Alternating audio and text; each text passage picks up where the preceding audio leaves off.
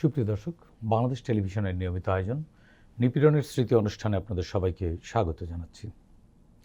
আপনাদের সঙ্গে আছে আমি সাঈদ খান। হাসিনার ফ্যাসিবাদ বিরোধী দীর্ঘ সংগ্রামে রাজপথের লড়াকু যোদ্ধা ছাত্রদল নেতা এমদাদুল হক ভূঁইয়া রাকিব ছিলেন ২৪শে গণ অভ্যুত্থানেও গর্বিত অংশীদার। দীর্ঘ এই পথ চলায় তিনি বহুবার নির্যাতিত হয়েছেন। পুলিশের নির্মম নিপীড়ন আজও তাকে ঘুমাতে দেয় না। শরীরে অসংখ্য ক্ষত বয়ে বেড়াতে হচ্ছে তাকে। নিপীড়নের সেই সব স্মৃতি শুনবো তার কাছ থেকে। এমদাদুল হক ভূঁইয়া রাকিব, আপনাকে স্বাগত জানাচ্ছি। আপনাকে প্রিয় দর্শক, মূল আলোচনায় যাওয়ার আগে আমরা রাকিবের উপর নির্মিত একটি ছোট্ট প্রতিবেদন দেখে নেব।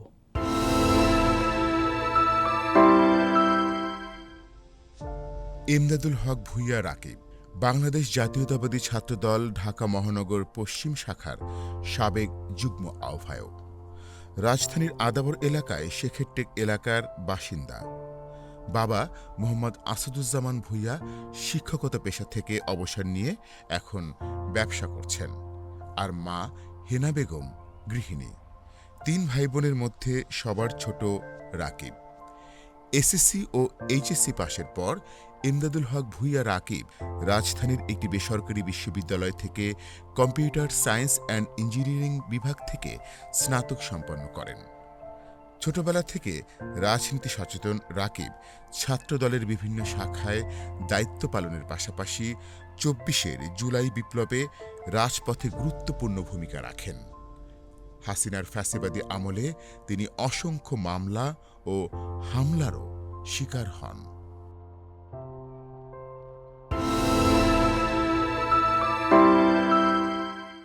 প্রতিবেদনটি দেখলাম, এবার শুনবো তার সঙ্গে ঘটে যাওয়া নিপীড়নের সেই দুঃসহ স্মৃতি। রাকিব, আপনি যেহেতু ছাত্র রাজনীতি করেন, তার মানে আপনি ছোটবেলা থেকেই রাজনীতির সাথে জড়িত। আপনি ২৪শের গণ অভ্যুত্থানে আপনার ভূমিকা ছিল। আপনি বলেছিলেন আপনি দুবাইয়ে ছিলেন, সেই জায়গায় আন্দোলন করেছিলেন। দুবাইয়ে তো যে কোনো মিছিল, মিটিং, সভা সমাবেশ নিষিদ্ধ, সেই জায়গাটিতে করা যায় না। এই পরিবেশের মধ্যে কিভাবে করলেন এবং তারপরে কিভাবে কি হলো? ২৪শে জুলাইয়ের দিকে আমাদের আসলে ব্যবসায়িক একটা প্রয়োজন, পারিবারিক ব্যবসার প্রয়োজন, ফ্যামিলি একটু ব্যস্ততা থাকার কারণে আমার দুবাইতে মুভ করতে হয়েছিল। জুলাইয়ের দিকে গেছিলাম, জুলাইয়ের প্রথমার্ধে। তো তখন তো বাংলাদেশ আমার নামে মামলা উত্তাল, বাংলাদেশ উত্তাল আমার নামে মামলা। তো আমি ব্যাক করতে পারতেছি না। বাংলাদেশে যে ব্যাক করবো, আমার ১২ দিন কি ১৩ দিন একটা সফর ছিল, তো ব্যাক করার মতো ওয়ে ছিল না। তো এর আগে আমি ২ থেকে ৩ বার গেছিলাম, যেহেতু ফ্যামিলি বিজনেস আছে ওখানে। সেক্ষেত্রে সবার সাথে একটা পরিচিতি আছে এবং আমাদের বাংলাদেশে প্রবাসী বাংলাদেশে অনেকের সাথেই পরিচিত। তখন আমাদের ওইখানে ছিল ছাত্রলীগ নেতা একটা ছেলে ছিল, পটুয়াখালী আরিফ নামে একটা ছেলে ছিল। আরিফ সহকারে আমরা বসলাম, দেশের এই অবস্থা। তো আমরা কোন জায়গায় বসলেন? দুবাইয়ের? দুবাইতে ডেরা মার্কেটে, আচ্ছা, ডেরা এরিয়াতে। তো বসে আমরা এটা ডিসকাস করতেছি যে কি করা যায়, কারণ বাংলাদেশে উত্তাল পরিস্থিতি, আমরা তো কোনোভাবে কন্ট্রিবিউশন করতে পারতেছি না। দেশে আসলে নিশ্চিত অ্যারেস্ট, ফ্যামিলিতে বারবার বলতেছে তোমার নামে মামলা যেহেতু আছে এয়ারপোর্টে অ্যারেস্ট হতেই পারো। কারণ তখন আমার নামে ৮টা কি ৯টার মতো ওয়ারেন্ট ছিল, সবগুলো মামলার মধ্যে। কতগুলো ছিল মামলা? ২৬টার মতো আমি জানি। আসলে মামলা সম্পর্কে খুব বেশি অভিজ্ঞতা ছিল না, কারণ আমরা জানতাম মামলা জামিন নেওয়াটা খুব কম্পালসারি, কারণ জামিন নিতে গেলে অ্যারেস্ট হতে হয়। তো মামলা কয়টা হচ্ছে না হচ্ছে আসলে সবসময় জানতে পারতাম যে সময় জেলে যাইতাম, জেলে যাওয়ার থেকে বের হওয়ার পরে জানতে পারতাম যে এতগুলো মামলাতে আমি অ্যারেস্ট হয়েছি। তাছাড়া আসলে মামলার ম্যাটারটা আমাদের খুব বেশি অনেক ছাত্র নেতাই জানতাম না যে মামলা কয়টা।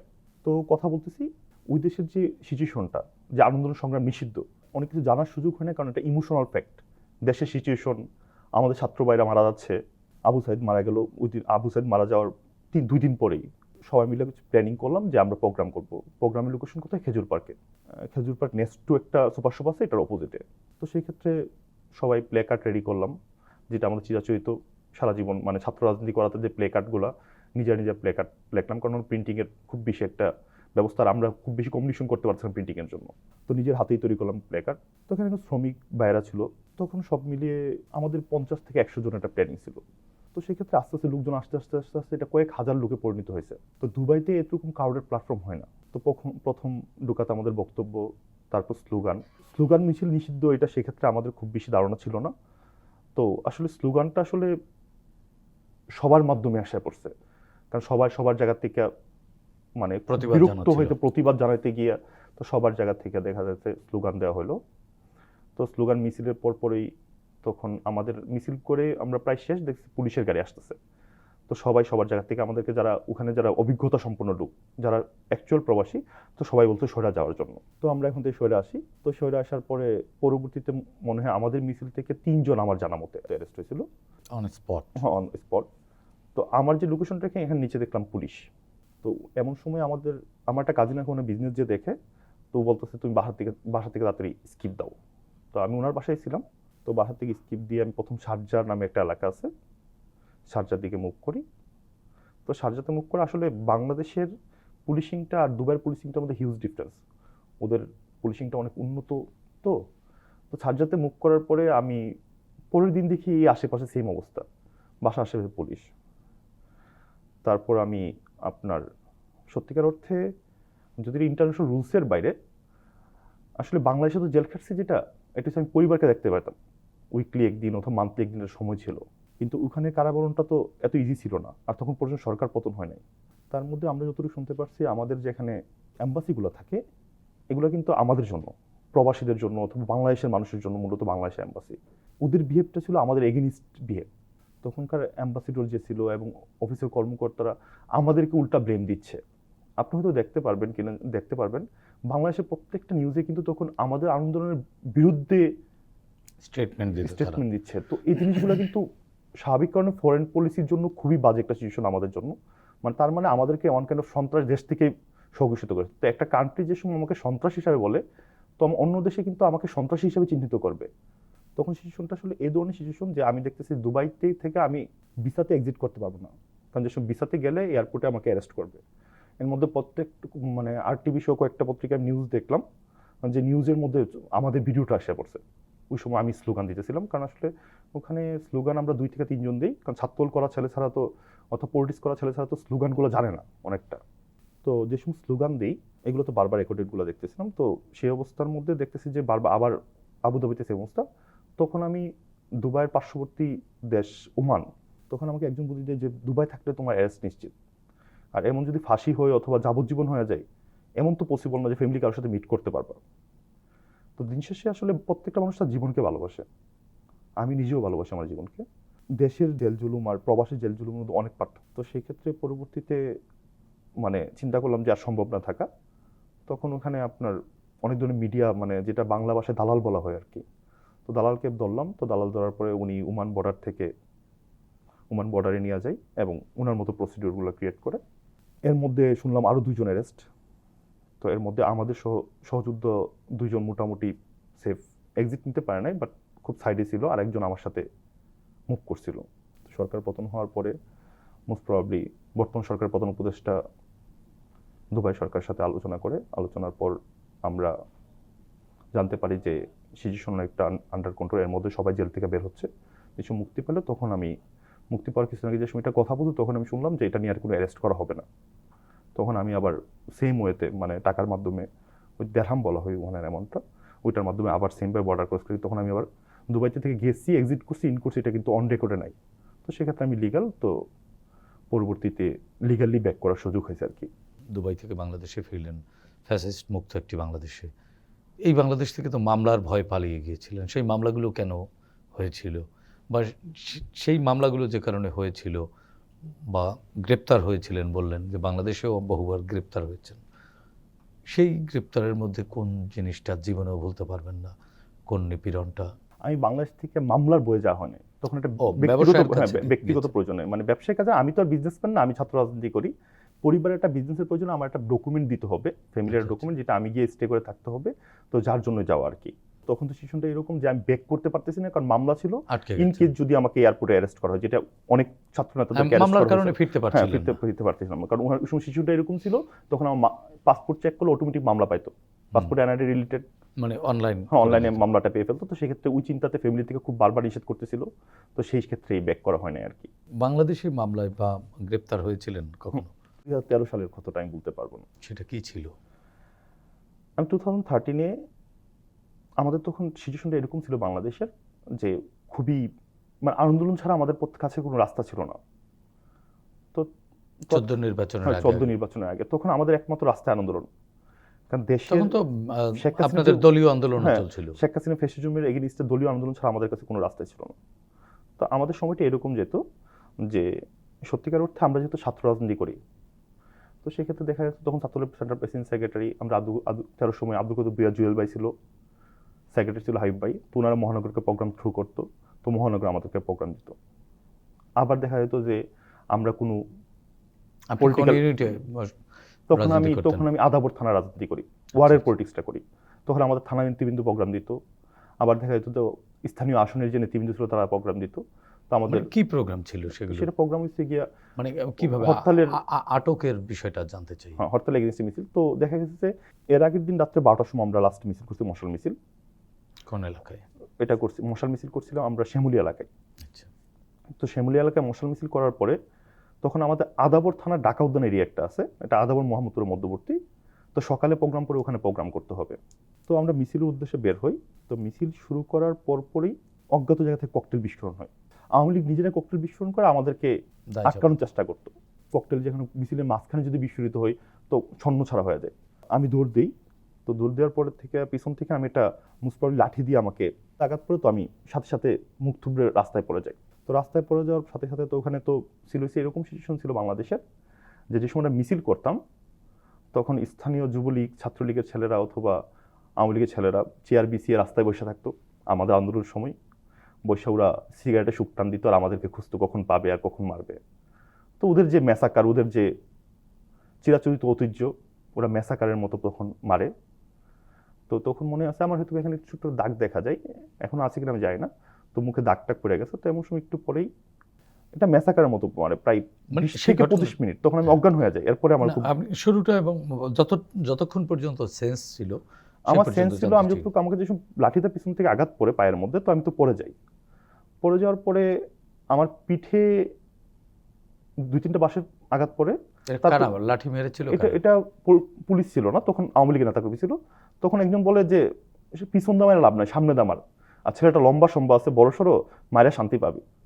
তো আমাকে চিৎ করে আমাকে 8 থেকে 10টা বাড়ি দেওয়ার পর এরপর আমি সেন্সলেস হয়ে যাই, এরপর অবস্থা যায় না। তো কোথায় বাড়ি দিয়েছিল? এটা শরীরে অনেক জায়গায় বাড়ি দিয়েছিল। তো আসলে আমি সেন্স ছিল না, তো আমি বুঝতেই পারি না যে কোথায় বাড়ি দিয়েছিল। তো পরবর্তীতে কিছুক্ষণ পরে আমি দেখতেছি যে আমি যে সময় জ্ঞান ফিরি, আমার মুখে একটা কালো মাস্ক।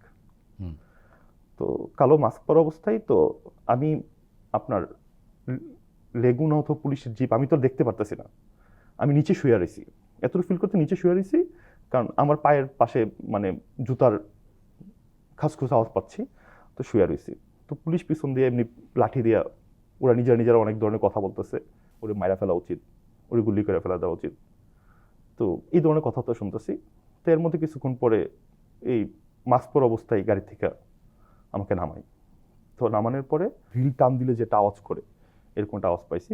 তো নামানোর পরে আমাকে ক্রুডেই বসানোর পরে ওরা তো বিভিন্ন ধরনের তোকে ক্রসফায়ার দিয়ে দিব, কি করস না করস, তোর কে করতে বলছে, ককটেল মারতে কে বলছে, এই বিভিন্ন ধরনের কথা। আমার প্রথম আঘাতটা মনে আছে, নখটা কিন্তু বাঁকা। আমি হাত রাখতেছিলাম, মানে হাতগুলো দেখি তো হাতগুলো সোজা করলাম। ওরা একজন গিয়ে হাতগুলো ধরলো। ধরার পরে প্রবলি পিস্তলে কোনো বাটে হবে, বাটটা তখন 2টা নখ এরকম ছিল, এ নখটা আর এ নখটা এটার মধ্যে একটা বাড়ি মারে। তো বাড়ি মারার সাথে সাথে এ নখটা মানে পরে বুঝতে পারছি এ নখটা মানে মাঝখানটা ভেঙে ভিতরে ঢুকে যায়, এ নখটা বের হয়ে গেছে। পরবর্তীতে তখন তো আন্দোলনের সময় মানে খুব বেশি নখ কাটার সময় ছিল না, তো পায়ের নখগুলো একটু বড় ছিল। ওর পায়ের নখগুলো তো অনেক সুন্দর, মানে সুন্দর বলতাম পায়ের নখগুলো একটু আঁকা বাঁকা, এত বড় নখ রাখার দরকার, নখগুলো কাটটা দেয়। তো কাটটা দেওয়ার সাথে সাথে মানে এ কথা বলার সাথে সাথে দেখলাম যে প্লাস জাতীয় কোনো কিছু দিয়ে টান দেয়। আমি তখন মানে জাস্ট প্রথম টানটা চিৎকার দিছি, পরে 2-3টা নখ ওঠানোর সময় মনে হয়েছে যে আওয়াজ হচ্ছে, মানে ক্যাচ আওয়াজ হচ্ছে। আমি আসলে মানে ব্যথাটা আর ফিল করতে পারতেছিলাম না। এই অবস্থার মধ্যে বলতেছে ছেলেটা তো লম্বা অনেক, এ তো লম্বা থাকলে মিছিল করবে, দূরে চলে যাবে, তো এইরকম কর যাতে না দূরাইতে পারে। 2টা ফাঁক করে কমপক্ষে মানে কয়টা বাড়ি দিচ্ছে আমি আসলে মানে 15 থেকে 20 মিনিট 2টা ফাঁক করে এখানে আঘাতের পর আঘাত করছে 2 পায়ের মাঝখানে। মানে আপনার হ্যাঁ, পরে পরবর্তীতে সেনসিটিভ জায়গা। পরবর্তীতে দেখলাম যে আমার নিচে অনেক ফুলে গেছে, অন্ডকোষ অনেক বড় হয়ে গেছে। তো আমি তো তার মধ্যে যে সময় আমি গেলাম জেলে যাওয়ার পর আমি 2টা বাঁশের টুকরো বের করছি ওখান থেকে। তো এর মধ্যে 3 থেকে 3.5 ঘন্টা পরে এত বিএমপি করে, এর নামে মনে হয় ওর মহাসচিব নাকি প্রেস ব্রিফিং করছে, তুই নাকি থানার সেক্রেটারি। তখন আসলে আমি পদে না, তখন হয়তো প্রেস ব্রিফিংটা এরকম বলেছে। পরবর্তী যদি আমি প্রেস ব্রিফিংটা পাই না, আমার কাছ থেকে শুনতে পারছি যে ছাত্রদলের সেক্রেটারি রাকিব অ্যারেস্ট, কিন্তু আমি সেক্রেটারি ছিলাম না। তো হয়তো বা কোনো টাইপিং মিস্টেকের কারণে মহাসচিব স্যার, তখন বারপত্র মহাসচিব ছিল আমাদের মহাসচিব স্যার, তো এরপরে আমাকে, তো এই অবস্থার মধ্যে তো যে সময় থানায় নিয়ে আসবে তখন আমাকে বসাইয়া, যে তখন আমার ওই হাতের নখগুলো তখন বলছে ওরা যাওয়ার আগে একটু চিহ্ন দিয়ে দেই। তখন আমার শরীরের অবস্থা খুবই খারাপ, তো পানি খেতে ইচ্ছে করতেছিল, তো পানি দিল। পানি দেওয়ার পরে মানে আমি তো মুখ বাঁধা, আমি তো দেখতেছি না। একজন এখানে একটা নখ বড় ছিল আমার, ঠিক আছে, ডান হাতে। হ্যাঁ, আর ডান হাতের দুইটা নখ বড় ছিল, এই নখটা আর এই নখটাই ছিল, দুইটা নখ বড় ছিল। তো প্লাসটা দিয়ে আস্তে আস্তে করে একবার লাগায়, একবার ইয়ে করে, একবার লাগায়, মানে এরকম, মানে একটা নখ সে 8 থেকে 10 ফিট লাগে আমার নখটাকে ছিঁড়ছে। মানে আমি তো ব্যথায় চিল্লাইতেছিলাম, আর সে নখটা মানে একদম শান্তিপ্রিয়ভাবে, মানে এরকম মনে তার, মানে একটা মানুষের যে মানে একটা কিছু বিকৃতি মনে মানুষ থাকে না, যে মানুষকে হত্যা করে অথবা সিরিয়াল কিলার টাইপের যারা মানুষকে মারতে অথবা মানুষকে আঘাত করতে অনেক বেশি শান্তি পায়, এরকম কোনো অফিসার হয়তো বা ছিল। পৈশাচিক আনন্দ, হ্যাঁ, পৈশাচিক আনন্দ পাচ্ছিল। তো এটা নিয়ে হাসতেছিল, আমি সিগারেটের দুয়ার ফ্লেভার পাচ্ছিলাম, সিগারেট খাচ্ছিল, ওরা এটা নিয়ে দুষ্টামি করতেছে। মানে নখটা কিভাবে ছিঁড়ে নখের ভিতরে কি বলতে, সেটার ভিতরে তো লাল রে রক্ত তো বের হইতেছে না ঠিকঠাক মতো, এই রক্ত নাই, মানে বিভিন্ন ধরনের বিশ্রী টাইপের কথাবার্তা। তো এটা ইয়া করার পরে এই নখটা তো নখ তো আরেকটা বড় আছে, নখ বড় রাখস কেন, ছাত্রদল করস, নখ বড় রাখস কেন, এই নখটা খুলে ফেল। তখন এই নখটা ওই আমার এখানে এখন পর্যন্ত এই দাগ আছে, তখন এই নখটা প্লাস দিয়ে এই নখটা মাঝখানটা কাটে, আর প্লাস দিয়ে এই মাংসটা পর্যন্ত কাটতে ফেলে। চিৎকার করেননি? আমি তো চিৎকার করতেছি, আমি তো তখন চিল্লাইতেছি, কারণ আমার যে সিচুয়েশন, মানে চিৎকার করা ছাড়া তো কোনো ওয়ে ছিল না।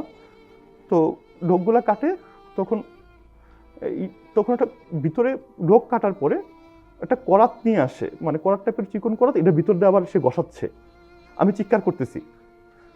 তো এ পর্যায়ে থেকে কিছুক্ষণ পরেই তখন মাঝপর অবস্থায় একটা গাড়িতে উঠাইয়া তারপর একটা থানার পুলিশের গাড়িতে বসায় আর কি।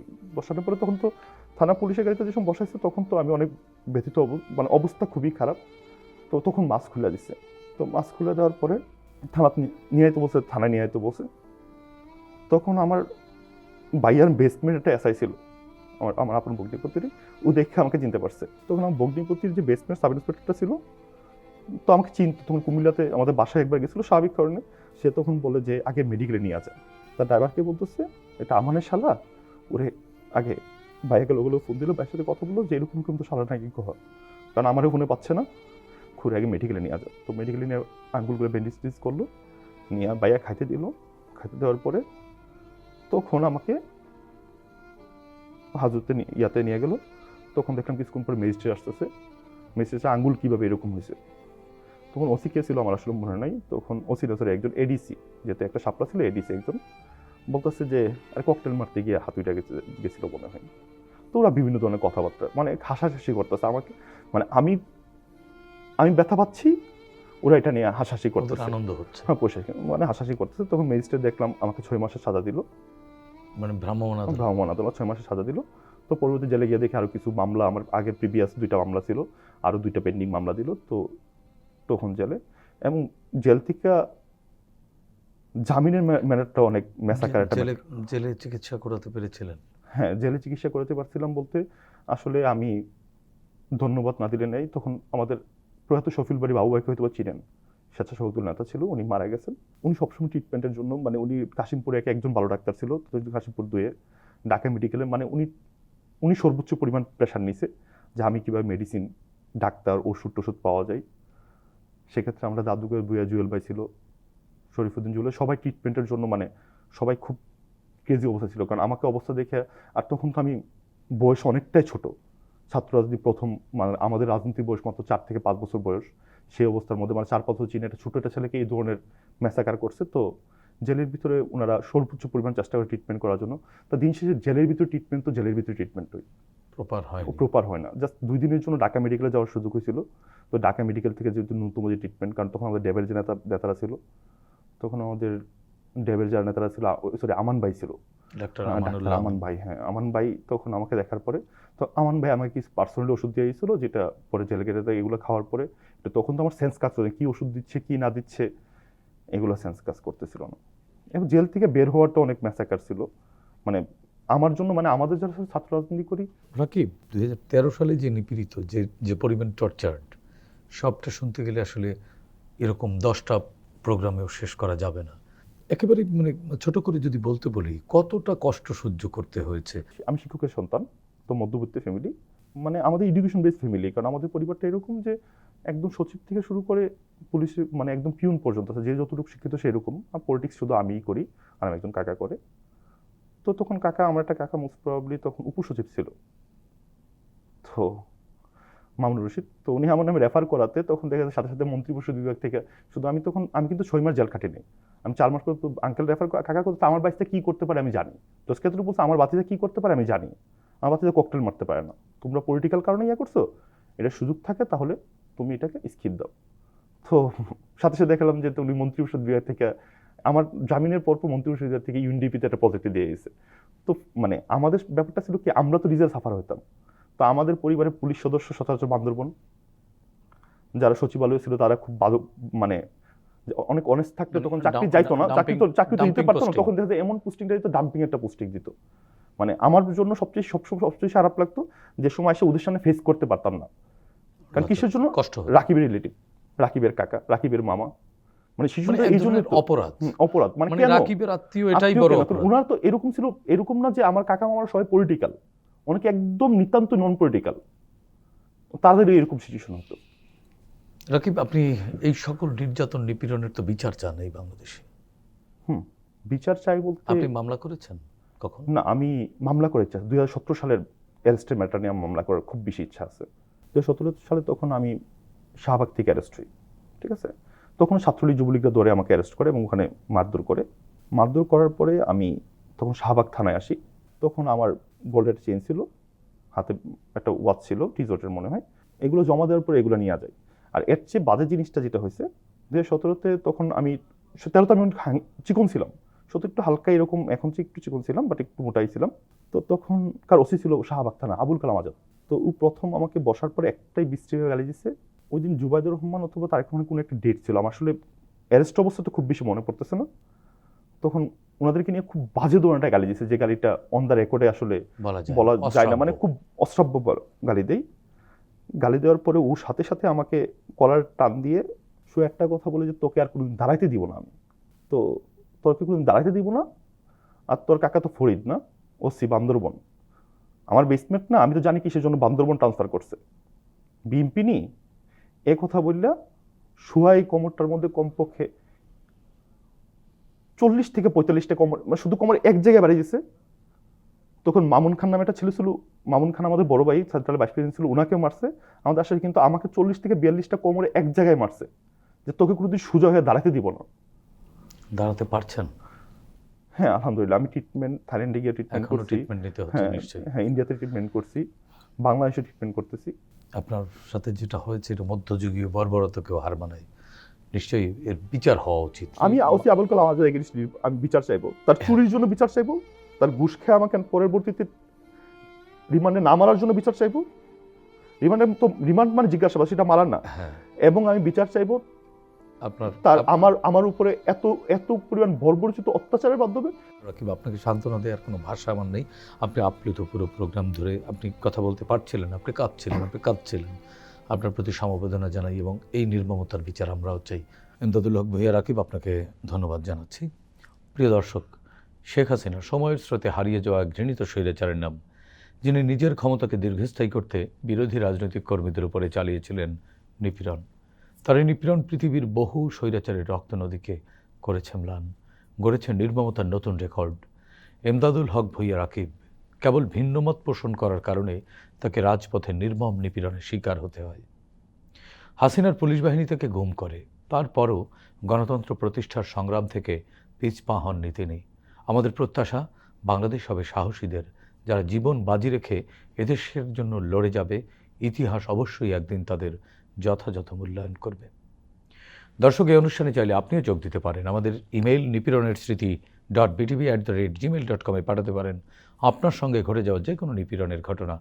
আগামীতে বাংলাদেশ টেলিভিশনের মাধ্যমে আমরা সেগুলো তুলে ধরব। সে পর্যন্ত সবাই ভালো থাকুন, সুস্থ থাকুন, বাংলাদেশ টেলিভিশনের সঙ্গেই থাকুন। খোদা হাফেজ।